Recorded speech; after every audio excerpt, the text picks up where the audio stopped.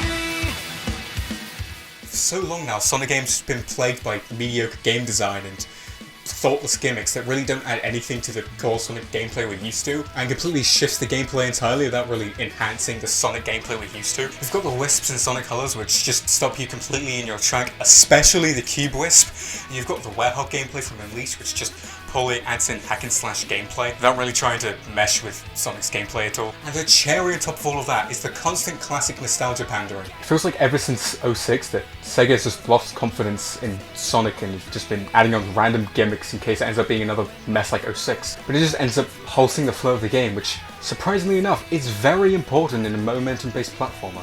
There are so many aspects of Sonic games that are great that it's frustrating that Sonic Team constantly throws on these techy gimmicks for seemingly no reason. There are so many interesting directions to take the series, and I watched the cutscenes from Unleashed thinking, I want to do that. This is 100% just me not really caring for competent game design, just wanting to do cool shit all the time. But it'd be so fun to be able to zip around a level and use your momentum to do tricks, traverse a level in new ways, and just find and explore different areas.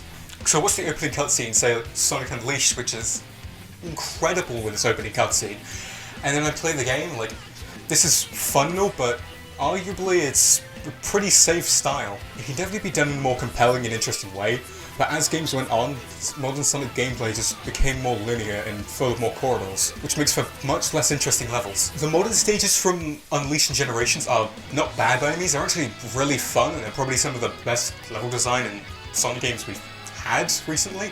I guess not really since this, you know, this sort of modern era, I guess. But as modern Sonic gameplay went on, they just relied more on the boost, to where controlling Sonic in 3D space was complete bullshit. Like, even turning a corner was automated. So for these reasons, I've been pretty pessimistic on future Sonic games, and even neglected the franchise which I once loved, and almost stopped caring entirely because it's just really hard for me to feel excitement for any Sonic title. And admittedly, this is something that I've experienced as a whole in video games recently. Not that I blame anyone for it, but the only game I've been supremely excited for recently is Guilty Gear Strive. I will say though this feeling is more prevalent for Sonic. However, after the 30th anniversary, and especially the Sonic Symphony, seeing all of the love and passion that's gone into this and the support from the community has been really endearing and heartwarming in a way that I can't really describe. I wish I recorded my reaction whilst watching, but I wasn't even planning on watching it at first. But just because I was in a voice call with some friends and they were watching it, I decided to tag along. And at first the orchestra felt a little lacking, but then a small challenge mission and a bit of Crush 4D later. That's the thing! That's the thing! Can you see all of me? My wall's fucking drenched. Safe to say, I was a little hyped and not a little crying. That's a complete fucking lie. I was bawling. Everything about the orchestra really showed how much people care about Sonic, even down to the smaller things like how they got content creators from the community to send in gameplay to show off. I found really sweet. It's really appreciated to show there isn't a massive disconnect between Sonic and the creator community. And no, I'm definitely not making this video so I can be a part of them. Watching this reinvigorated the love I have for the Sonic franchise, and you can really see that love and passion within the Sonic fan community. As I touched on during my Nintendo video, the Sonic community is thriving and with brilliant fan projects which really show how much people still care about Sonic. Even despite Sonic games lacking as of late, these fan games put fun new twists on Sonic games and even mini tech demos to show how Sonic gameplay could evolve. You got Sonic Utopia, which gives you a great open landscape to explore, with an abundance of areas and cool ways to traverse the level, and it's really fun to find the best way to navigate through a level. You got Sonic Road Blast 2, which sometimes I forget is a Doom mod, which throws a bunch of cool ass levels at you. It even has mod support of its own, which is weird to think about, but it really helps bolster the gameplay. And one more fan game I like to touch on is Sonic Project Hero.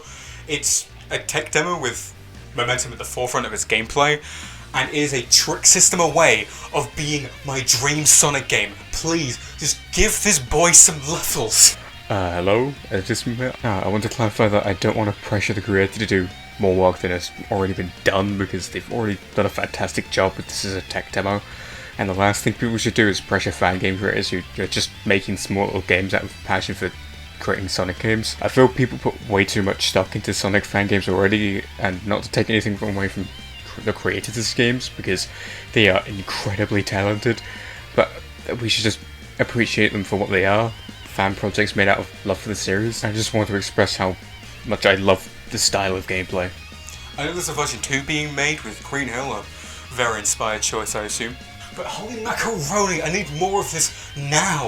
It even has Extreme Gear, which it didn't need to add, but it did, and I love you! And don't think I forgot about Final Fantasy Sonic! This isn't even touching upon the modding community for Sonic games, which are up there for some of my favourite games to mod, because there are so many great mods that spice up the game, and well, there's no real way to explain what this is. This feels like a maniac's way to play Sonic Adventure 2, I love it. Finally, a mod for me! This and the mod for Strive, which changes all of May's voice lines that always scream, are the only good mods for any game ever. Oh, there's the second mention of Strive. Is it obvious I desperately crave Strive right now? The amount of support and love for the Sonic community, even in its darkest points, really goes to show that there are still many people who haven't given up on the series yet, but also just how big of a legacy the series has created, that even during a time where more bad games are coming out than good ones, the community is still thriving purely out of passion. Games like Sonic Adventure 1 and 2, Sonic Heroes, Sonic Unleashed, and Sonic 3 and Knuckles have pretty much fueled this for years and are truly the best of their era. I may not enjoy Unleashed as much as I want to, because the Hedgehog is a massive downside in my opinion for playing the whole way through. But the regular Sonic gameplay is outstanding, with level design constantly throwing new stuff for you, and it's incredibly rewarding to traverse the level in the blink of an eye, along with sequences that make you feel like the coolest kid on the block. It's also got the best IGN review of all time. Sonic 3 Knuckles is my personal favourite Sonic game. I'm super fucking basic, I know. And this is peak Classic Sonic, before Classic Sonic tragically passed away, being replaced by a criminal fleeing from the coast of Mexico. But before his death, he starred in the first game to ever use lock-on technology, which I'm sure was used to its fullest extent for the years to come. Okay, but I really do like Sonic 3 and Knuckles a fuck ton. The levels in this game both have really interesting settings which feel like its own unique world, which I adore, but also impressive and expansive that with even Angel Island I would get lost multiple places trying to map out the level regardless of the amount of times I've played, just because there's so much to explore whilst also being able to utilise your speed to get through the level. The Adventure era not only has some of the most exhilarating and merry-making levels, but also the atmosphere is done phenomenally, especially the soundtrack of Sonic Adventure 2. Not every song may be great in isolation, but fuck me if I don't get chills when it starts playing in game. And I'll be damned if this isn't the coolest scene in anything ever. I will fight you. Come on, it's time to put up or shut up. Plots and storytelling isn't exactly Sonic's forte. I've never really been invested in Sonic's story, and that's okay, because it's mostly just an addition to drive the rest of the gameplay forward and just give context to what's going on. I don't really like when games like Sonic 06 take themselves too seriously, but I'm a sucker for cool-ass music. I may nitpick stories way too much, but no matter what the story is, if you have an important scene, all you need to do is play some sick music and I'll be right there with you. And music is one consistently captivating element of Sonic games.